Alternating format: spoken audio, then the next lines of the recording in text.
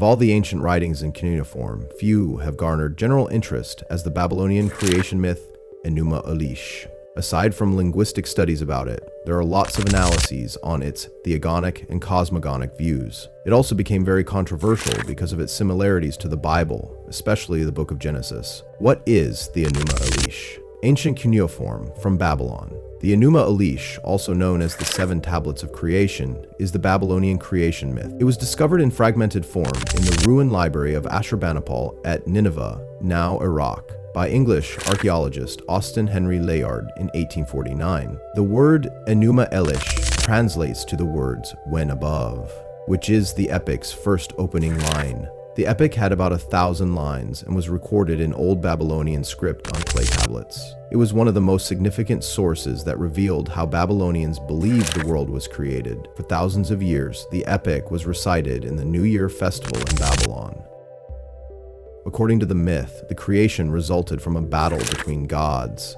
The creation of man was to serve the Mesopotamian deities. Considered one of the oldest stories globally, the Enuma Elish was preserved, studied, and interpreted for many years. Interestingly, the epic doesn't have a meter or rhyme, which is usually done when creating epics. The style and context of the epic indicate the theological thoughts of Babylon during the first millennium. They were very religious and placed gods at the head of their civilizations.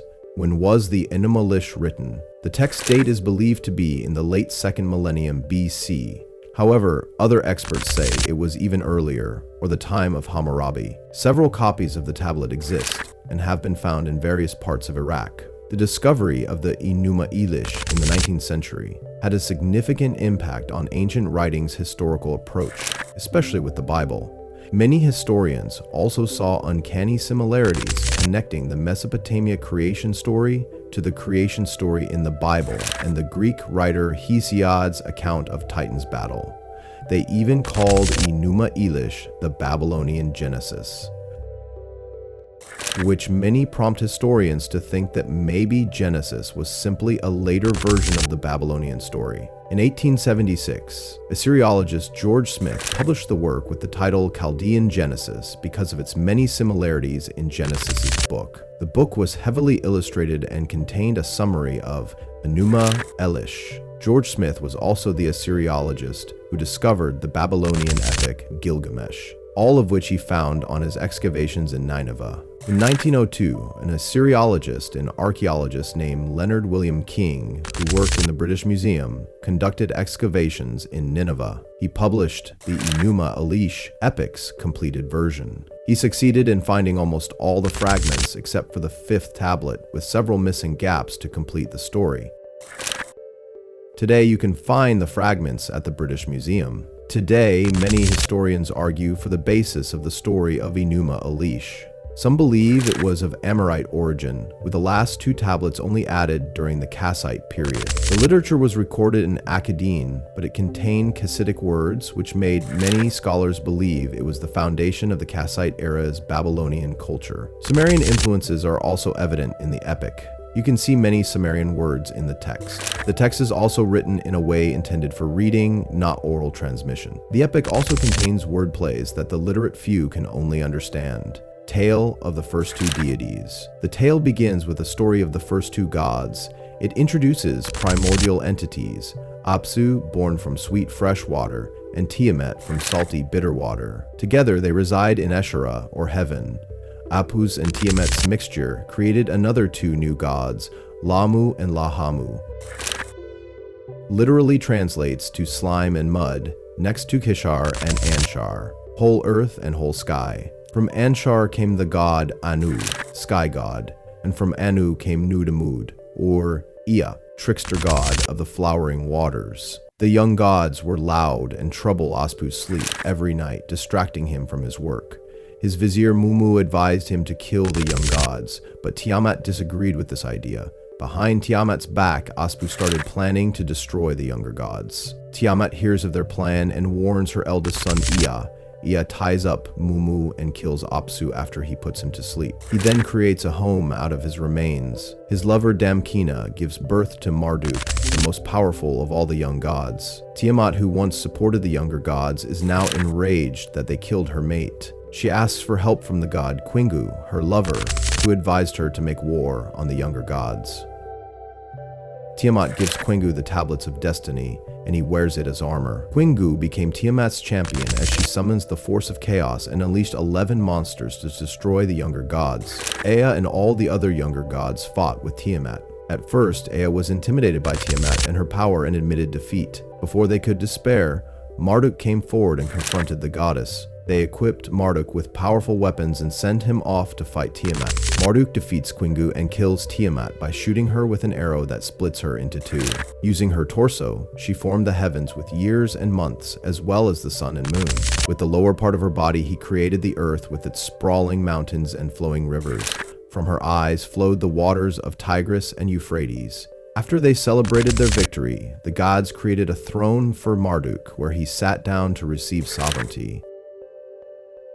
He was given kingship for the whole universe. He became the king of the gods. Marduk consults with Ea, the god of wisdom, and they create human beings. They made Luli, the first man who helped gods with maintaining order in the world. The epic ends with a litany of Marduk's names. Enuma Elish similarities in the Bible, Sumerian cosmology, and Greek theogony. In Genesis 1, God or Elohim creates the heavens and earth. The vision of God's spirit hovering over the waters is thought to be derived from Enuma Elish. The similarities of this shared idea that the world begun in water are also found in early Greek. In Sumerian cosmology, ocean waters were symbols of chaos.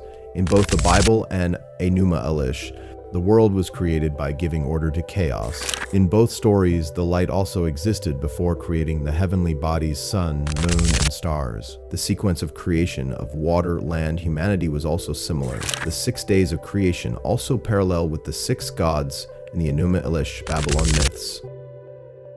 The humans were also the last creation, 6th day, as Marduk was also the 6th generation god. In Hebrew scriptures, they saw quotes initially referring to Marduk and Enuma Elish, glorifying the Hebrew god Yahweh. Yahweh also cut a cosmic serpent in half, just like Marduk did with Tiamat, and used the halves to create the world. A similar version found in ancient Sumerians has Anu, Enlil, and Ninurta as the main gods. These versions suggest the Enuma Elish might have also been adapted to justify the cult of Marduk in Babylon. The formless state of the universe is also one of the primary themes in the Greek theogony of creating the world. In Greek creation myth, there emerged 2 gods in the form of male and female. There are also astrological aspects in the Enuma Elish. The gods and monsters could have represented the astronomical and astrological components, such as the constellations and stars. Just like the Bible, the female is depicted as the villain or the archetype of chaos. Marduk is the hero archetype, and his heroics was the climax of the story. At the same time, Tiamat was the villain whom they had to defeat. While Tiamat was the one who tried to stop Apsu from killing the younger gods, she was also the one who fought against them when they killed Apsu. Historians often say that Enuma Elish's sociological meaning was the triumph of patriarchy over matriarchy. Feminists would also use Tiamat as a symbol of an uncontrollable female force. In the words of Dellenbaugh, she who will not be held back. During his reign in Hammurabi, history also tells that Marduk replaced many female deities with male gods. They portrayed men as partners of God and put the status of women down. Enuma Elish is both a poem and a prayer that is intended to be recited by many.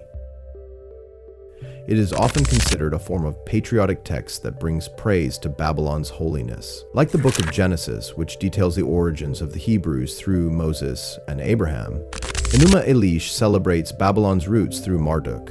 It highlights the region's sacredness and explains the origins of everything in the world, including the sky, water, light, and darkness. Many translators also believe that Enuma Elish is the work of one single writer, who thought that Babylon was the world's center. The Enuma Elish became the official ritual text recited every 4th day of the Babylonian New Year festival.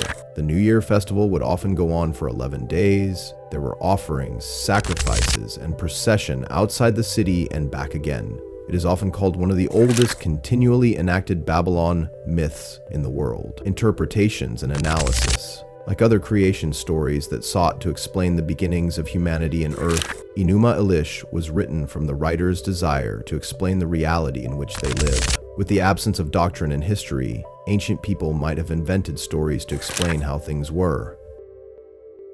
It's also possible that the myth was true. It represents a time when supernatural forces were present in our world. While other creation stories talked about certain aspects of the world, Enuma Elish gave the whole universe origin and order. According to the epic, the universe and all its components begin with gods. It was considered one of the literary masterpieces of Babylonian Semites. For centuries, it has been their most crucial writing work. Unlike other ancient religious texts, the epic doesn't talk much about the characters of the divine. It also didn't tell anything about human beings' divine expectations, or if they have a higher purpose for human life. The epic also doesn't explain why gods exist or where they came from. However, it suggests patterns on how humans should live their lives in imitation of the gods. The creation myth Enuma Elish was possibly created to elevate their leader, Marduk, to God's position by relating him to Ea.